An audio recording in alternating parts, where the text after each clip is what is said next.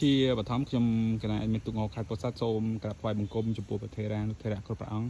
និងជំរាបសួរសួស្តីទៅកាន់ពុកម៉ែបងប្អូនយើងដែលជាអ្នកគ្រប់គ្រងពេកខ្ញុំបាទ admin ទុកងខេត្តពោធិ៍សាត់ជាទីមេត្រីផងដែរថ្ងៃនេះឆ្លៀតពេលបានមកលេងអតីតទុករបស់អ្នកខាងពីមកោសនាយើងពុកម៉ែបងប្អូនយើង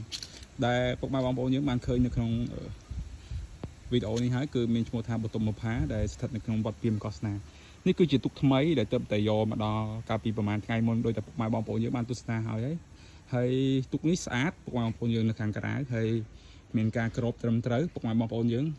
ដោយសារតែមួយថ្ងៃនេះគឺភ្លៀងហើយលោកគាត់ក្របបានស្អាតល្អទុកថ្មីនេះគឺស្អាតបើយើងមើលការចាប់ខ្ទង់ចាប់កង់ផ្សេងៗគឺស្អាតល្អពុកម៉ែបងប្អូនយើងហើយសាច់អីក៏ក្រាស់ល្អដែរយើងមើលនៅខាងក្រៅរៀងគ្រាន់បើហើយក៏មានកន្លែងមួយចំនួនដែលយើងមើលទៅគឺស្អាតបើយើងនិយាយពីសាច់បាតវិញគឺល្អរៀងខាស់គ្រាន់បើហើយខាងក្នុងដូចតែពុកម៉ែបងប្អូនយើងធ្លាប់បានទស្សនាវីដេអូរបស់ពុកម៉ែបងប្អូនយើងផ្សេងផងដែរគឺស្អាតនៅខាងក្រៅបើយើងក៏លេចមើលពីកសៃទុកនេះរៀងងមិនជាងអីខ្លាំងទេពុកម៉ែបងប្អូនយើងហើយចំណែកក្បាលដូចគ្នាក្បាលទុកនេះធ្វើរៀងហើបបន្តិចទេហើយបើយើងមើលពីសាច់ឈើវិញគឺក្រាស់ល្អពុកម៉ែបងប្អូនយើងក្រាស់ល្អមែនតើអញ្ចឹងយើងនឹងរងចាំមើលថាតើទុកមួយគ្រឿងនេះនឹងឡើងគំនុះក្នុងពេលណាហើយនឹងមានការប្រកួតនៅក្នុងថ្ងៃអត់យើងនឹងរងចាំទស្សនាមើលបន្តទៀតអញ្ចឹងពុកម៉ែបងប្អូនអញ្ចឹងគាត់ឲ្យពុកម៉ែបងប្អូនយើង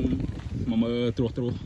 អំពីបតុមមុផាដែលជាសិស្សប្អូនថ្មីពុកម៉ែបងប្អូនយើងគឺមានសភាពបែបហ្នឹងស្អាតទុកនេះពុកម៉ែបងប្អូនយើងហើយចំណែកទុកចាស់ក៏មានដែរទុកចាស់ក៏ជាអំណោយដ៏ថ្លៃថ្លារបស់សម្ដេចពុកយើងដែរគឺសម្ដេច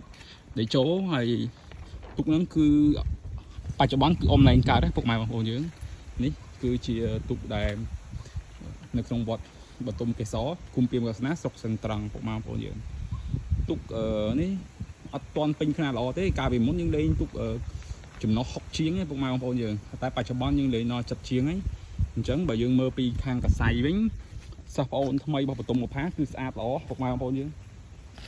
អាចសង្កេតមើលកសៃអត់សូវងខ្លាំងទេពុកម៉ែបងប្អូនយើងងមកល្មមទេតែបើសិស្សប្អូនក៏ដូចគ្នាដែរការជំនាន់បតុមមុផានេះពុកម៉ែបងប្អូនយើងធ្លាប់បាន